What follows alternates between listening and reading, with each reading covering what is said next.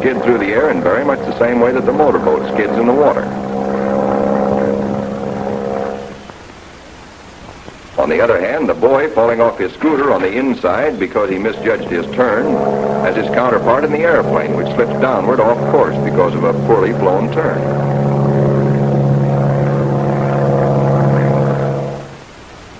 You see, practically everything you'll do in an airplane is paralleled by something you're already familiar with. But, sir, aren't there instruments in the plane to tell you whether you're banking right in a turn and whether your speed is right and so on? Oh, yes, the instruments are there, all right, and the time will come when they're all important. Many times your life will depend on your instruments. You'll be able to fly through weather so thick you can't see your wingtips, and yet you'll get there safely because of instruments. In situations like that, your instruments will act as a sort of substitute for your sense of sight. But it isn't practical to use substitutes for your eyes until you've learned to use your eyes themselves in flying. For instance, either of you fellows ever had a motorcycle? I did. As a matter of fact, I still do at home. Does it have a speedometer on it? Yes, sir. Well, when you're going uphill, do you watch the speedometer to see that you're going fast enough to keep from stalling? Why, no, sir.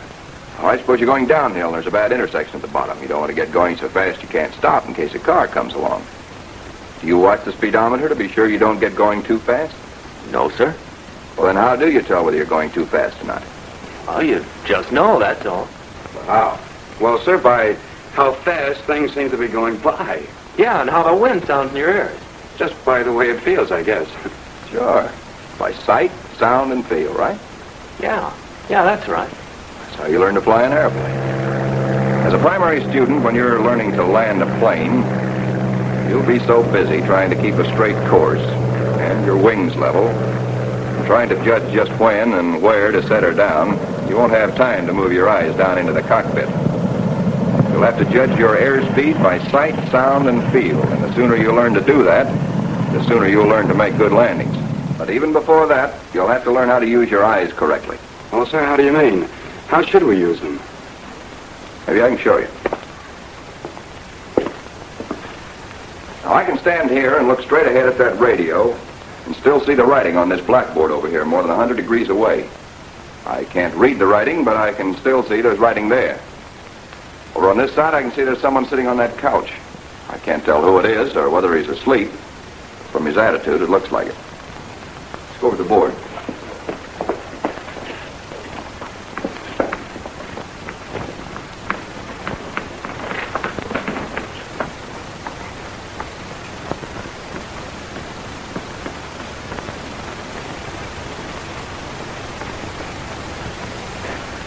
How much you see depends almost entirely on how you use your eyes.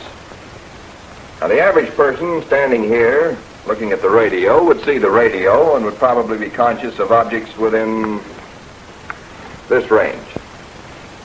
But training will increase your ability to use your entire field of vision, so that eventually you get to the point where you're conscious of objects and movement within this range, even including an area slightly back of your eyes. So you can cover something like 210 of the 360 degrees. So you see, it's a matter of divided attention. You have to learn to be conscious of several things at once, of your entire field of vision. The natural tendency is to concentrate your vision on a single object. And the minute you concentrate your attention too much on one thing, you're narrowing your vision, blotting out everything else. You're doing to yourself exactly what you do to a horse when you put blinders on it. That's one of the principal causes of automobile accidents. The driver gets his gaze fixed on some one thing. He stares at it, and so narrows his vision that he loses all sense of the relationship of his car to the road. The expert driver keeps his gaze moving all the time. He spots a car just behind him. While he may not look directly at it again, he's conscious that it's there. He glances at that intersection with a car approaching. While his gaze moves elsewhere, still that car is within his full field of vision, so that he never actually loses sight of it. To some degree, a good driver develops his sense of sight instinctively. In a good pilot, it must be developed to a very high degree. But sight alone isn't enough. One of the first things you'll learn when you start to fly is to hold the plane in straight and level flight. At first, that'll seem like a pretty hard job. The nose will wander up, or it'll wander down. You'll think you're in level attitude lots of times when you're actually climbing or gliding. But you'll soon find several ways of knowing the attitude of your plane. You'll know by the way the nose looks in relation to the horizon, or by the way the wings look. You'll know by the sound of the engine. When you're in level flight, it'll probably sound something like this. But pull the nose up, you'll hear the difference. You hear it? You can tell it's working harder. On the other hand, put the nose down. Hear the engine speed up. Sounds too fast.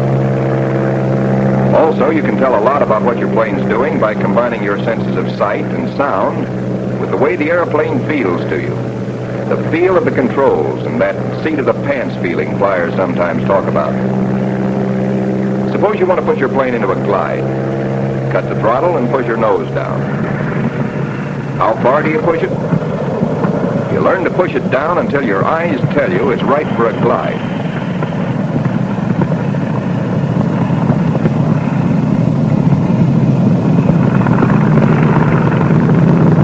Till the whistle of the wind through the strut sounds right. Till the glide feels right to you. The nose starts to wander up, the sound of the wind will change. The wings and nose won't look right for a glide in relation to the horizon. Just know that something's wrong. Old-time pilots will say you feel that something's wrong.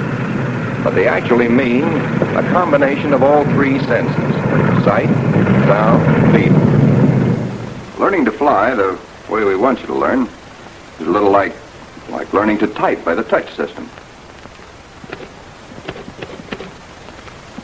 The old-fashioned way of learning to type was by looking at the copy you're typing from, and then at the keyboard to see which keys to hit. That way you must pay attention to both the copy and the keyboard. So you never can become very fast or very efficient. The correct way to learn is to forget about the keyboard entirely by blanking out the keys and referring, when necessary, to a chart. Soon you're hitting the right keys without thinking about them. Your attention remains on the copy all the time.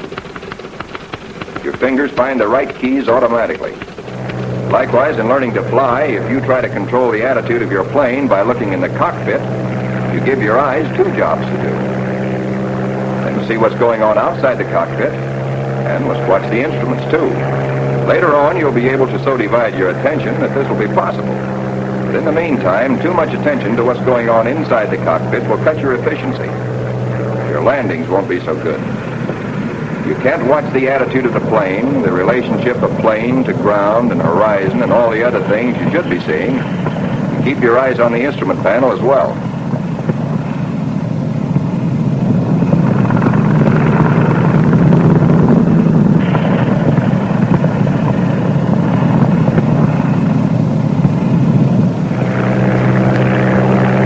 It's harder for you to fly figure eights around the pylons. It takes too long for you to get your eyes from the general pattern to the instruments and back again.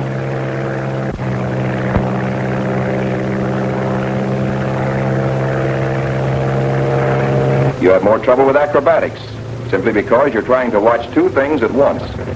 So naturally you don't do as well. The well-trained pilot keeps his attention out of the cockpit.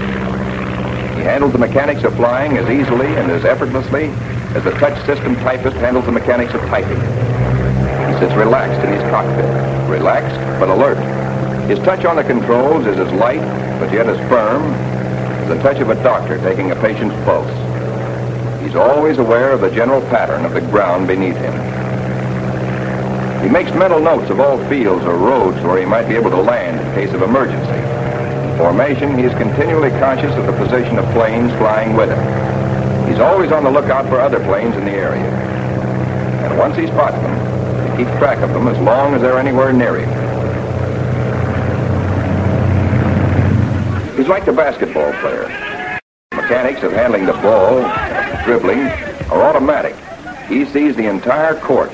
He's aware of the position of the opposition players and his own team. He constantly sees the whole picture. Actually, the finished pilot and his airplane operate as a single unit. The designer of the bicycle didn't plan a two-wheeled vehicle and then decide it would be nice if somebody rode on it. He began with the rider and built the bicycle around him. Likewise, the early designers of the airplane didn't start out by designing a flying machine and then putting a man in it. They started with the man himself and tried to put wings on him so that he could fly like a bird. To the trained aviator of today, the controls of the modern airplane are merely an extension of his own arms and legs. As much a part of him as the wings are part of a bird. When you want to walk from one place to another, you don't have to stop and figure out every movement of your feet and your legs, nor do you consciously decide on an exact path. All that's automatic. And when you can learn to fly an airplane, or learn to make a landing, or shoot a circle, or do a slow roll, or a snap roll, and execute them all with the same effortless ease with which you walk, or a bird flies, then you and the airplane will truly have become one, an efficient, coordinated unit. And you will have achieved the purpose of primary flight training. And will be well on your way toward becoming a United States naval aviator.